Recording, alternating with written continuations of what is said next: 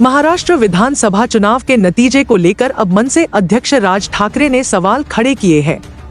उन्होंने कहा कि 7 बार जीतने वाले कांग्रेस नेता बाला साहब थोराट सीधे 10,000 वोट से कैसे हार गए। आगे उन्होंने कहा कि सिर्फ एक सांसद वाली एनसीपी अजीत गुट आखिर 42 सीट कैसे जीत सकती है। बाळासाहेब थोरात काँग्रेसचे नेते 7 वेळा आमदार झाले, 7 वेळा, ही 8वी टर्म होती त्यांची। 8 वेळा जो माणूस आमदारकीला 70 ते 80 हजार मताधिक्याने निवडून यायचे, बाळासाहेब थोरात या निवडणुकीमध्ये 10,000 मतांनी पराभव होतो। अनेक लोक बोलतील की राज ठाकरेंचा पराभव झाला म्हणून त्याच्यामुळे ते हे बोलतायत। मी काय बोलतोय, अख्खा महाराष्ट्र बोलतोय।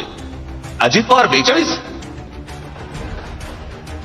4-5 जागा येतील की नाही असं सगळ्यांना वाटत असताना अजित पवार 42, कोणाचा तरी विश्वास बसेल का याच्यावरती? आणि जे इतकी वर्ष या महाराष्ट्रामध्ये राजकारण करत आले, ज्यांच्या जीवावरती हे अजित पवार, भुजबळ सगळेजण मोठे झाले, त्या शरद पवारांना 10 जागा मिळतात।